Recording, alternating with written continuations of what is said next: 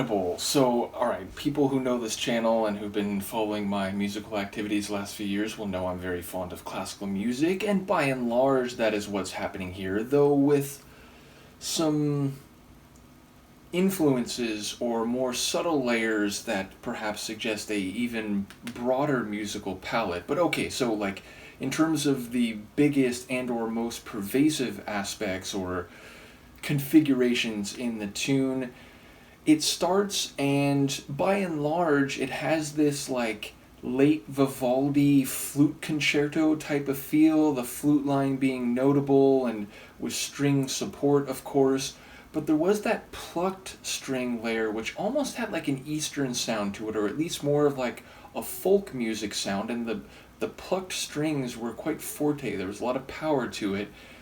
But yes, by and large, that element or that phase of the tune, which it came back once or twice, but yeah, it had a like, again, late Baroque, like Vivaldi flute concerto type of feel. Then it goes into this like statist and like Russian sounding classical configuration that reminded me of something Prokofiev might do, maybe most notably, or with the best example of it being his Romeo and Juliet ballet, which, you know, I did a reaction to, I think it was the Montagues and Capulets piece from that ballet music. So yeah, big like Eastern, but specifically Russian Eastern, like Soviet statist type of classical configuration. Then it suddenly moves into an equally big and dramatic, but like Aaron Copland, like American, North American type of sound. So then I'm thinking like, okay, maybe there's like the setting, and then there's the like Soviet delegation, and then there's the American delegation, all represented in like classical motifs. But again, within that, there's like a moment or two where there was like a quick, like electronic, like synth type flourish. It was more like, you know, just a pad sweep in there. So there's some particular elements that were within or between these larger and more pervasive configurations. And then, you know, there was like a choral flourish. It felt, you know, almost like the choral movement of Beethoven's Ninth Symphony, the, you know, not in terms of the melody. There was no ode to joy here, but like this big choral flourish within a larger classical soundscape that was more orchestral, shall we say. So yeah, like across the course of it, I had a feeling of like this Baroque sort of setting with, again, maybe a bit of a like world music or Eastern folk music flavor, but then like a big Soviet orchestration, then a big, like I said, sort of Copland Americana type of orchestral configuration, and then a big culmination of maybe just the drama overall by the end. So it felt like there was storytelling here, or at least like setting the different elements and parties involved, but without any lyrics, without any like proper vocals. Now again, there was a bit of a choral touch to it, but yeah, it was basically an instrumental piece, but I felt like there was storytelling all the same. And given that it's the title track, it felt like the storytelling was more just conceptual and less about like individual plot points in a narrative. So yeah, I really enjoyed this one, in part because I love classical music, but also because my brain was, you know, making associations with different sections and different sounds within this orchestral tapestry. So yeah, once again, a really incredible composition. In this case, you know, not about following the lyrics and the cleverness of the writing verbally, but yeah, it was a really compelling piece. Looking forward to hearing what people have to say about this one, and I will see you for the next one. Peace.